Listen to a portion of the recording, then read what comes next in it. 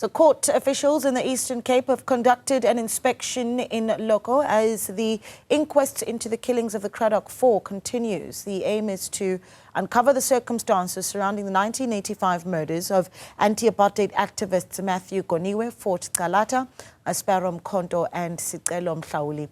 Families are seeking to get prosecution for those who tortured and murdered the activists. After 40 years, the families of the men known to be the Cradock Four finally can feel justice coming along. But the key question here is justice in what way? We visited various sites led by Mhlauli Goniwe, nephew to Matthew Goniwe, across key sites that he believed were points of surveillance, and also showing the court the areas where they were being surveyed by the then apartheid state police in various parts of Nxuma, formerly known as a Cradock. And this is also the family's defense's way of showing that the abduction as well as the murder of the four men was premeditated and calculated and executed, sanctioned by the state police. Now, I'm going to bring in one of the family members. This is Mrs. Mhlauli. Mrs. Mhlauli was the wife, or rather is the widow of Mr. Sicelo Mhlauli. Thank you so much, Mrs. Mhlauli, for speaking to us today. It's been a long time coming for the families, waiting for justice, seeking justice.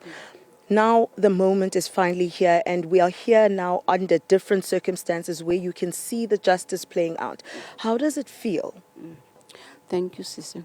Well, I can say my experience today is a bittersweet one, because I'm reflecting back on those days when they were buried here, the four comrades. You know, it was not a nice experience at all at that time. But anyway, we've been waiting for justice for 40 years. You know, we've been yearning for this justice.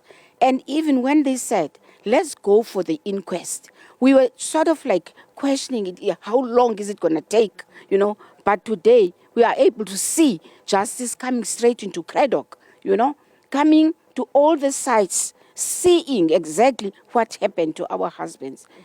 It was a bad experience. It was really sad. Even today, I'm still having those tears in my heart. But I've got that hope that at the end of the day, you know, the real truth will come out. That's what we're yearning for. We've been yearning for justice. Until they all died, most of them have died already. But our hope was that they will be taken to court so that we can achieve justice that we've been asking for. But today they are not there. All of them, they died, they disappeared in the light, you know. But we are very happy that now, at least we are at this level, you know. The justice is coming closer, as you also said. Justice is coming closer in a different way, you know, because we've been grieving all these years. 40 years we've been living under grief. Grief is, you know, is just within our bodies. So from today onwards, we're hoping that at least there'll be a difference in our own lives, you know, because now the justice has been brought closer to us. We are going back to those sites. Yes, it's painful. It's really painful. It's painful. It's not nice at all, but we will go because we've never been to those sites before, you know. Even when they died, we didn't go there. We were too scared to go to those places where they were killed because of the brutal killing, you know, that happened. We didn't want to go there. We really want peace. Thank you so much, Mrs. Mhlauli.